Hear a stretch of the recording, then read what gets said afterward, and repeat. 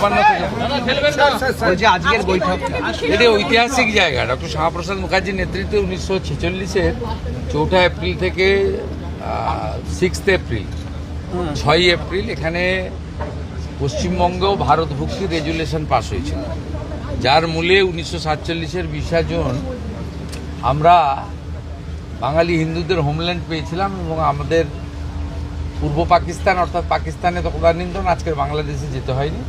আমরা পশ্চিমবঙ্গে ভারতে বসবাস করছি আজকে। বাবা তারকনাথের দর্শন করতে পারছি, বাবার মাথায় জল ঢালছি, প্রণাম করছি, কপালে চন্দন লাগাতে পারছি। ঐতিহাসিক জায়গা।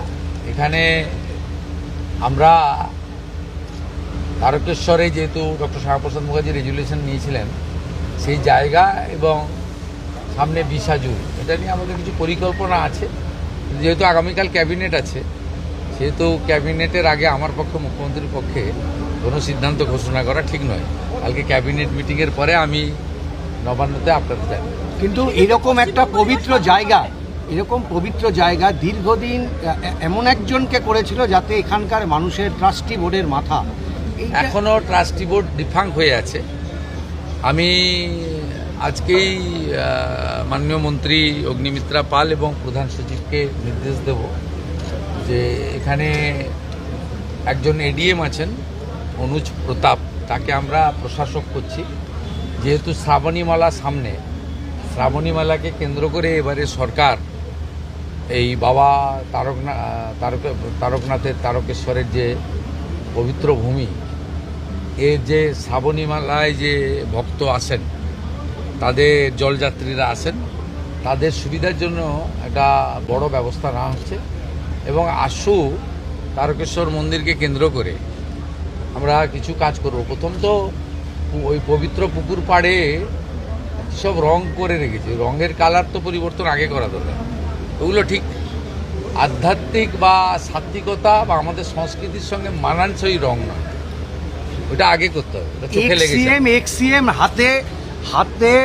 এক্সিএম হাতে সংবিধান নিয়ে হাঁটছে, বলছেন পশ্চিমবঙ্গে গণতন্ত্র বিপন্ন। আমাকে কি একটা ছবি পাঠিয়েছিল, এত দুরাবস্থা আমি জানতাম না। এত দুরাবস্থা, এক ঝুড়ি লোক, 150টা লোক আসেনি। আপনারা তো সাংবাদিকরা গেছেন 200 জন মতো, আপনার 200টা সাংবাদিক না থাকলে তো আর করুণ অবস্থায়। তারপরে রাজ্যসভা লোকসভা মিলিয়ে এতগুলো এমপি শুনলাম, 3টে এমপি গেছে, 6 জন এমএলএ গেছে। ও দলটার অবস্থা ফলতার মতো হয়ে গেছে। কোনো বিধায়ককে 20 বার পর্যন্ত ফোন করছেন যুবরাজ সেই দলের কোট আনকোট, যে তারা অসুস্থ শুনেছিলাম।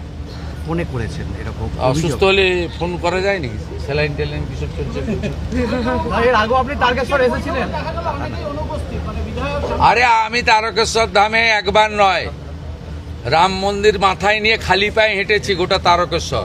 পাথর বৃষ্টি হয়েছিল বিজেপির র্যালিতে। আপনি জানেন না, এখানে যেদিন ওই যেটাকে লোক হারিয়ে দিয়েছে 31,000 ভোটে, ও রাম মন্দিরকে অপমান করেছিল, আমি খালি পায়ে গোটা তারকেশ্বর শহর আমার হাঁটা আছে 4 কিলোমিটার।